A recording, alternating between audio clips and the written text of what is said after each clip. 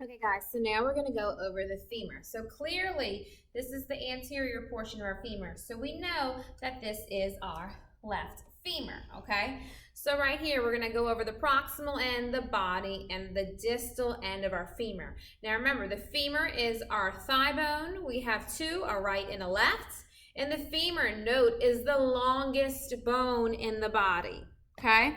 So at the proximal end of our femur, first we're going to go over the head. The head is right here. It is the upper expanded rounded end. And remember, the head is going to articulate with the acetabulum of our hip bone. And it creates a ball and socket joint.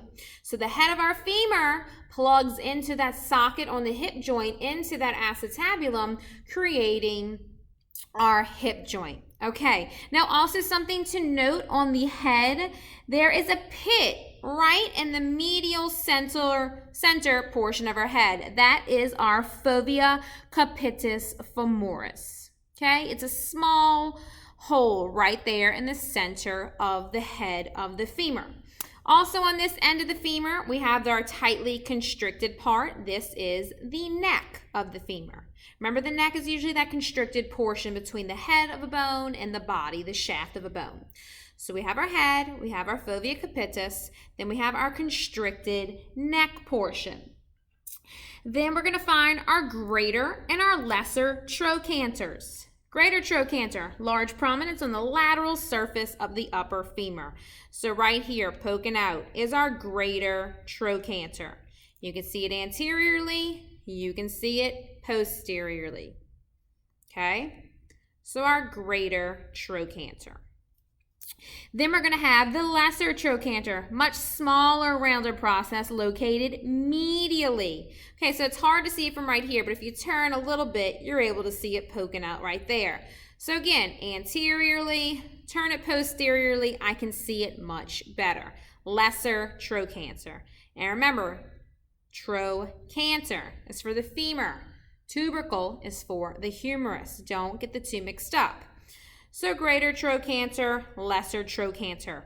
Now remember, on the anterior side, we have that intertrochanteric line. Remember, it goes from trochanter to trochanter. So on the anterior surface, this is that intertrochanteric line.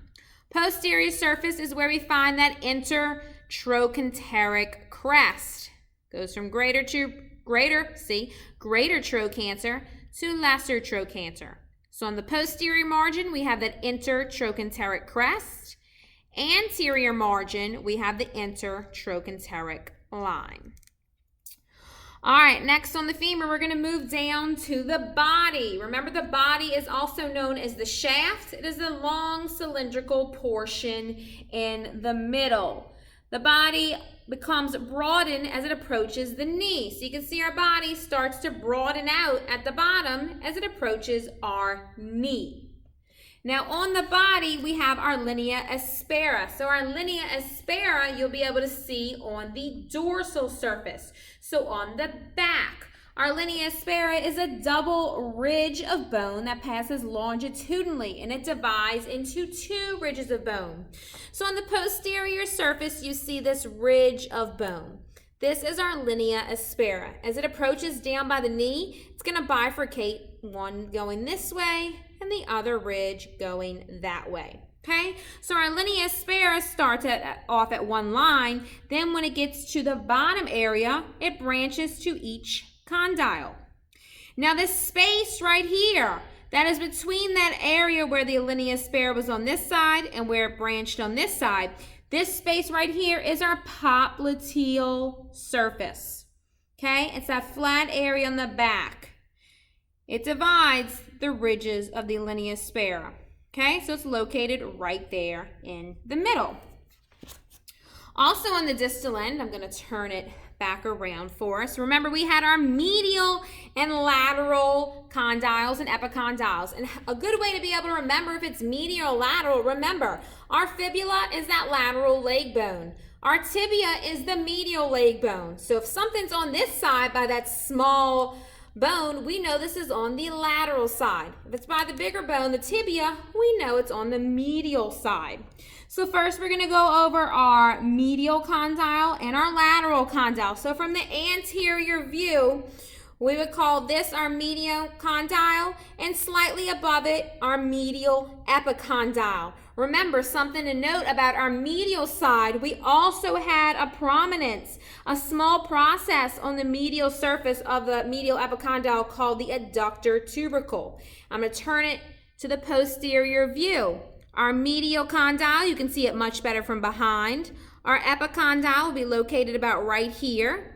And then our adductor tubercle is this prominence located right on top, okay? So condyle, epicondyle is slightly above it to the side, and our adductor tubercle is that prominence, okay? Turning it back to our anterior view. Now we're going to lateral condyle.